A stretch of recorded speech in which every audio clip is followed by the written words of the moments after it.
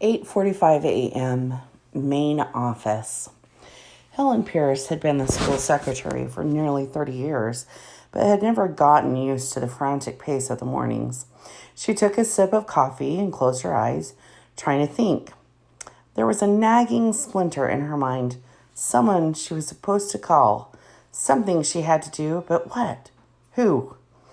My mind is a sieve, she said to Shelley Fields, a parent who often helped out in the office.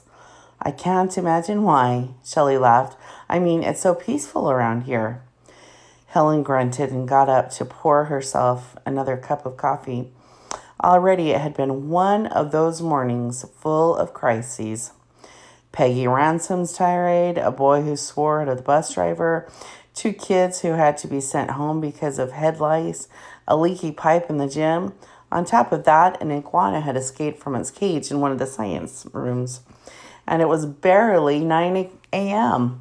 On mornings like this, she pictured her mind as a glass that had broken and shattered into countless tiny transparent pieces, so small you can't find them until you step on one and get cut. Back at her desk, she went over the phone messages one by one. There were 6 messages, and she'd taken care of them all. Erwin Peacock opened his door a crack and stuck out his head. Have a minute? He asked her. We need to plan for the assembly this afternoon. The storyteller. There's going to be local press. All right, Helen said. She turned to Shelley. Can you cover the phones for 10 minutes? Sure thing, Shelley replied. Helen disappeared inside Mr. Peacock's office. A minute later, Karen Ballard appeared in the doorway. Shelley knew Karen. Everyone did. Karen was one of the brightest, most confident students in the entire school, although today she looked a little unsure of herself. Hello there, Karen, Shelley said. What can I do for you?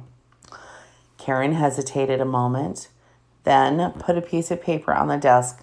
Lunch count and attendance sheet for 6-238. Thank you. Anything else?